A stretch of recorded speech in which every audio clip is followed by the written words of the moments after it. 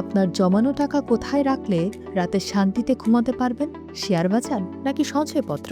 যেখানে শেয়ার বাজারে টাকা দ্বিগুণ হওয়ার স্বপ্ন থাকে, সেখানে সঞ্চয়পত্র কি শুধুই নিরাপদ একটি দেয়াল? আসল সত্যটা জানলে আপনার বিনিয়োগের সিদ্ধান্ত আজই বদলে যেতে পারে। চলুন জেনে নেই নিরাপত্তার লড়াইয়ে এই দুটির মধ্যে কোনটি সেরা। টাকা জমানো আর বিনিয়োগ করা কিন্তু এক বিষয় নয়। আমাদের দেশের প্রেক্ষাপটে মধ্যবিত্ত বা সাধারণ মানুষের কাছে বিনিয়োগের কথা উঠলেই দুটো নাম সবার আগে আসে, সঞ্চয়পত্র এবং শেয়ার বাজার। কিন্তু নিরাপত্তার বিচারে এই দুটোর অবস্থান একদম বিপরীত মেরুতে। সাধারণত আমরা যখন নিরাপত্তার কথা বলি, তখন আমাদের মাথায় থাকে মূলধনের সুরক্ষা এবং আয়ের নিশ্চয়তা। এই ভিডিওতে আমরা ধাপে ধাপে বোঝার চেষ্টা করব আপনার পরিশ্রমের টাকা কোন খাতে বেশি সুরক্ষিত থাকবে। প্রথমেই কথা বলা যাক সঞ্চয়পত্র নিয়ে। সঞ্চয়পত্রকে মূলত বলা হয় ঝুঁকির পাহাড়ের মাঝে একটি নিরাপদ দ্বীপ। এটি যেহেতু সরাসরি সরকার পরিচালিত একটি স্কিম, তাই এখানে আপনার টাকা হারানোর কোনো ভয় নেই বললেই চলে। সরকার দেউলিয়া না হওয়া পর্যন্ত আপনার মূলধন এবং নির্দিষ্ট মুনাফা শতভাগ নিশ্চিত। যারা কোনো রকম দুশ্চিন্তা ছাড়া মাস শেষে একটি নির্দিষ্ট পরিমাণ আয় পেতে চান, তাদের জন্য সঞ্চয়পত্রই হলো সবচেয়ে নিরাপদ আশ্রয়। এখানে বাজারের মন্দা বা অর্থনৈতিক অস্থিরতা আপনার মুনাফায় কোনো প্রভাব ফেলে না, কারণ বিনিয়োগের শুরুতেই আপনার লাভের হার নির্ধারিত থাকে।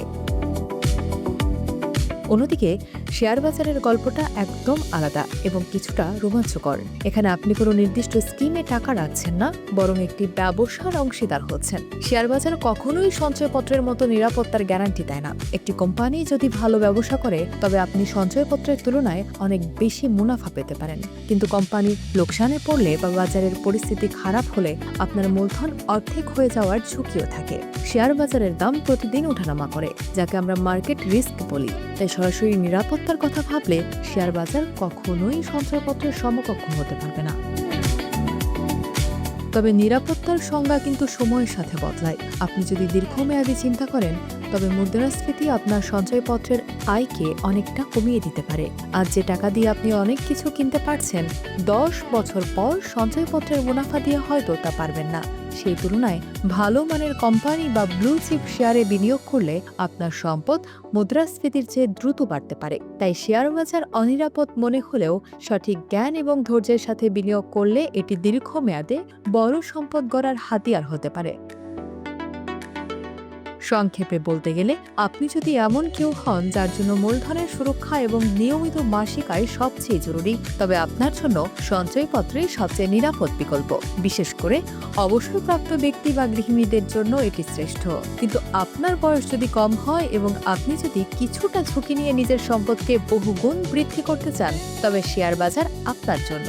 তাহলে সবচেয়ে বুদ্ধিমানের কাজ হলো সব টাকা এক জায়গায় না রাখা। কিছু টাকা সঞ্চয়পত্রে রেখে নিজের নিরাপত্তা নিশ্চিত করুন এবং বাকি অংশ ভালো শেয়ারে বিনিয়োগ করে ভবিষ্যতের জন্য সম্পদ করে তুলুন। আপনার লক্ষ্যই ঠিক করে দেবে আপনার জন্য কোনটি সেরা।